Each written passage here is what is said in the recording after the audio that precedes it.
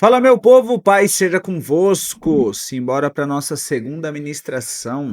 Na semana passada, nós começamos a falar sobre as ferramentas do reino. E aí você usou aquela tabelinha acerca de vários tipos de oração. Fala para mim, você nem tinha pensado que tinha tanto tipo de oração, né? Para você perceber como o mundo espiritual é extremamente organizado e nós temos para cada assunto, para cada área, uma forma de agir. Hoje nós vamos falar da segunda ferramenta do reino de Deus. E esta ministração está sendo feita em parceria com o nosso líder de célula, Jairo. Foi ele quem ajudou a construir essa ministração. A maior parte dos tópicos foi Deus quem entregou a ele, e nós vamos fazer aqui uma aplicação. Segunda ferramenta do reino é a autoridade delegada por Deus. Mateus capítulo 28, versículo 18 a 20 diz: E chegando-se Jesus, falou-lhes dizendo: Me é dado todo o poder no céu e na terra. Portanto, ide, ensinai a todas as nações, batizando-as em nome do Pai, do Filho e do Espírito Santo, ensinando-as a guardar todas as coisas que eu vos tenho mandado. E eis que estou convosco todos os dias, até a consumação dos séculos. Quando falamos de autoridade, o que é que vem à sua mente? Alguns pensam no chefe do trabalho, outros veem um policial, um juiz e alguns até mesmo os pais. Só que o mundo, ele está ligado em todas as suas esferas à figura da autoridade. A autoridade é alguém que está para direcionar, para conduzir, para corrigir, para orientar, para representar. É interessante dizer a você que quando se trata do mundo espiritual, a autoridade, ela não é imposta, a autoridade, ela não é comprada, até porque Paulo, quando fez os seus milagres na Grécia, houveram homens que ofereceram dinheiro dizendo a ele: Como é que você faz essas coisas? Quanto eu devo pagar para poder fazer isso também?" E Paulo, ele acaba ensinando, em outras palavras, a mesma frase que Jesus disse a Pôncio Pilatos: "Nenhuma autoridade teria sobre mim se do alto não lhe tivesse sido delegada, outorgada, ordenada." Da mesma forma com que nós vemos esse texto de Mateus, onde Jesus disse: "Me é dada toda a autoridade nos céus e na terra", o Senhor Jesus delega essa autoridade para os seus discípulos, para os crentes, para a igreja. Ele diz: "Eis que vos dou autoridade para pisar sobre serpentes e escorpiões." Mas tem um detalhe: essa autoridade, se ela é delegada, se ela é habilitada, se essa autoridade ela é adquirida, é necessário que aquele que deseja tê-la precisa fazer parte de um padrão. É isso mesmo, precisa fazer parte do reino de Deus. Nós já dissemos em outras aulas, em outras ministrações, o que é que faz uma pessoa ser pertencente ao reino de Deus. Primeiro, precisa estar debaixo do senhorio de Cristo. Segundo, precisa estar vivendo em um constante tratamento, em uma constante transformação do seu caráter, de um caráter mundano para um caráter cristão. Exige a necessidade de que a pessoa constantemente esteja buscando no Senhor a condição de ser um representante do reino. Você sabe muito bem que houve um momento, isso está descrito em Atos dos Apóstolos, que houveram alguns homens que tentaram expelir um espírito imundo de alguém. E eles disseram assim: "Eu vos esconjuro em nome de Jesus a quem Paulo prega." O demônio que estava no corpo da pessoa disse: "Eu bem sei quem é Jesus e sei quem Paulo é. E vocês, quem são?" A Bíblia diz que o espírito no corpo daquele homem voou em cima dos dois que tentaram expulsar e deu uma sova, bateu neles. Os caras apanhou, ficaram sem roupa, envergonhados e machucados.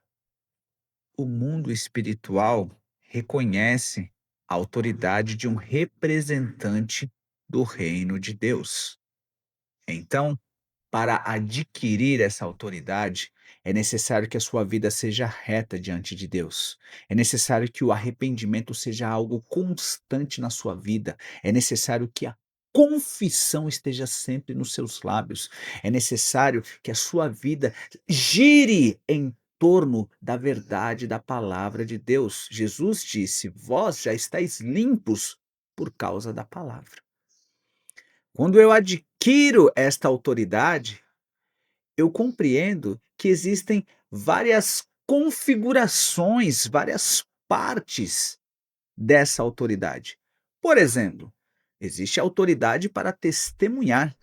Atos capítulo 1, versículo 8 diz: Mas recebereis poder ao descer sobre vós o Espírito Santo e sereis minhas testemunhas em Jerusalém, Judeia, Samaria e aos confins da terra. Quem são aqueles que têm autoridade para testemunhar? Quem tem testemunhado o poder de Deus em sua vida? É claro que Jesus disse o seguinte: vocês são bem-aventurados por terem visto, mas bem-aventurados serão todos aqueles que não viram, mas creram. Então, pelo fato de crer, é que eu passo a testemunhar. O que é que nós temos feito todas as células aqui, meus irmãos?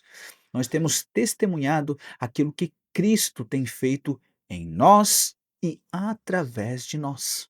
Uma outra característica que a autoridade tem é a autoridade sobre o inimigo, que eu acabei de falar para você. Jesus disse lá em Lucas capítulo 10, verso 19: Eis que vos dou autoridade para pisar de serpentes e escorpiões e sobre todo o poder do inimigo. Mas ouça bem o que eu quero dizer. Não vai achar que você é o cara, a mina, de bater de frente com o diabo. A primeira carta de João, no capítulo 4, verso 4 diz: Maior é o Espírito que habita em nós do que o que está no mundo. Portanto, não é sobre você, não é sobre a sua pessoa, mas é sobre quem age em você e através de você. Na carta de Tiago está escrito assim: Sujeitai-vos, pois, a Deus, resisti ao inimigo ou ao diabo, e ele fugirá de vós. Top, né? Outra característica da autoridade é a autoridade do serviço. É a autoridade para servir. E normalmente ele é manifesto dentro da liderança. Começa de cima para baixo, com o propósito de cuidar, edificar, servir, cuidar, auxiliar. Marcos capítulo 10, versículo 43, palavras de Jesus diz: Quem quiser tornar-se grande entre vós, que seja o que sirva. E corroborando com esta palavra de Jesus, ele diz: O Filho do Homem não veio para ser servido, mas veio para servir. Para servir tem que ter autoridade, amados. Não é tão simples assim. Ou por acaso você pensa que diáconos são garçons? Não. Os diáconos estão aqui empossados como a segunda maior autoridade da igreja. Os diáconos estão aqui como pessoas que, para serem instituídos como diáconos, precisa ser cheio do Espírito Santo, cheio de sabedoria e de bom testemunho, como diz o texto da palavra de Deus em Atos capítulo 6. Foi esse o padrão que Pedro exigiu para que os diáconos fossem instituídos. E agora eu não estou falando simplesmente do ofício da diaconia, mas que servir é algo que eu, você, todos nós devemos praticar. O serviço precisa ser algo que está dentro do nosso coração, porque Jesus nos ensinou isso. Mas para servir precisa ter autoridade. Mais uma característica dessa autoridade, a autoridade da palavra. A nossa fé é praticada através da autoridade da Bíblia. A Bíblia diz que a fé vem do ouvir e ouvir a palavra de Deus. Agora, observe o seguinte: quando a palavra é ministrada, qual é a sua reação? Porque tem gente que entra na igreja, vai para a célula, ouve a palavra e sai como se nada tivesse acontecido. E aí, nós precisamos pensar, porque existe um processo. Quando a palavra é pregada, eu preciso ouvi-la, eu preciso absorvê-la e eu preciso praticá-la. Jesus diz isso. Saberão que vós sois meus discípulos se cumprirdes as minhas palavras. O livro de Deuteronômio, lá no capítulo 28, versículos de 1 até o 13, depois do 13 até mais ou menos o 20, se eu não estou enganado, fala de inúmeras bênçãos que acontecem na vida do ser humano. Fala que ele vai ser abençoado no campo, a cesta, a sua amassadeira vai estar abençoada, você vai ser abençoado no campo, vai ser abençoado na cidade, tudo que você fizer, você vai ser abençoado. Mas tem um detalhe, no começo diz assim: "Se quiserdes e me ouvirdes, e se cumprirem atentamente os mandamentos que hoje te ordeno, assim você será abençoado." Observe o seguinte, a autoridade da palavra ela é adquirida a partir de quando eu obedeço aquilo que Deus diz. Última característica é a autoridade espiritual. Quando nós nos submetemos ao senhorio de Cristo, faz sentido a palavra que diz: "Vos darei autoridades para pisar sobre serpentes e escorpiões." Teve um momento em que Jesus falou: "Dou a vós autoridade sobre toda enfermidade, sobre todo o espírito imundo." E os discípulos foram e a coisa aconteceu. Eles ficaram impactados com o poder de Deus através das suas vidas. Até chegaram felizes para Jesus e disseram: "Os espíritos se submetem a nós." É claro que Jesus ensinou um outro preceito.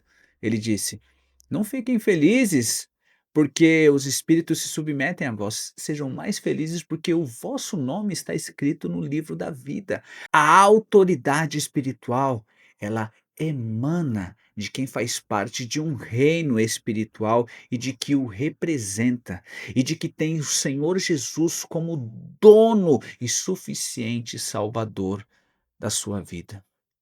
Entenda bem uma coisa, quando Jesus fala lá em Marcos: "Em meu nome expulsarão demônios, falarão novas línguas, imporão as mãos sobre os enfermos." Ele não está falando dos diáconos, dos pastores, dos apóstolos, de quem tem cargo. Ele está falando de alguém que tem autoridade. E quem tem autoridade? A igreja de Cristo. Foi por isso que o Senhor disse: "As portas do inferno não prevalecerão contra a igreja, porque é a igreja do Senhor, não é sobre nós, é sobre a igreja de Cristo, não é sobre a gente, é sobre a noiva do Cordeiro. Nós somos falíveis, mas a igreja de Cristo é perfeita, é imaculada, é santa e é ela quem vai estar no céu para concluir o casamento com o noivo. Que essa autoridade possa ser derramada sobre a sua vida, mas que ela aconteça a partir de quando Deus encontrar no seu coração alguém disposto a servir, a obedecer, se arrepender, confessar e, sobretudo, amar a Deus sobre todas as coisas. Vamos orar? Pai, eu te agradeço, Senhor, por este tempo. Eu louvo ao teu nome e bendigo ao Senhor. Glorifico porque o Senhor nos dá a condição de adquirir essa autoridade. Peço que o Senhor nos ajude para que saibamos que não depende do cargo para ter autoridade, depende do coração. Que a tua bênção possa estar sobre as nossas vidas. Abençoe as nossas células para a glória do teu nome. Amém. E graças a Deus.